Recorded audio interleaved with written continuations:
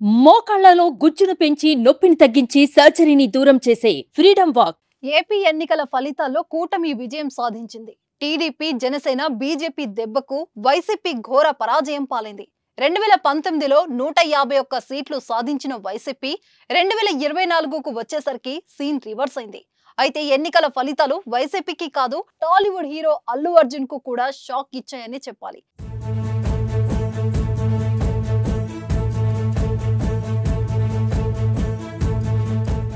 అల్లు అర్జున్ ప్రచారం చేసిన నంద్యాల వైసీపీ అభ్యర్థి శిల్పా రవిచంద్రారెడ్డి ఓటమి పాలయ్యారు. శిల్పా రవిచంద్రారెడ్డి అల్లు అర్జున్ కు స్నేహితుడు కావడంతో ఆయన తరపున నంద్యాల ఫ్యామిలీతో వెళ్లి మరీ ప్రచారం నిర్వహించారు.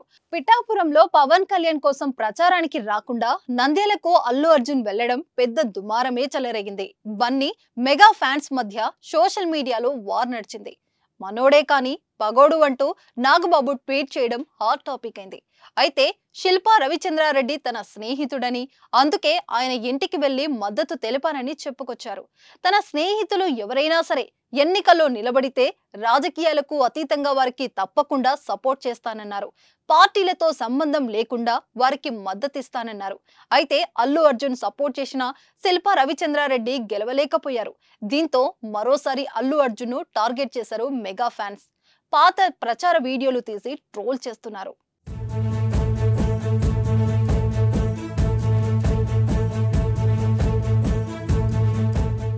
సుమన్ టీవీలో మీ పర్సనల్ అండ్ బిజినెస్ ప్రమోషన్స్ కోసం కింది నెంబర్కి కాంటాక్ట్ చేయండి.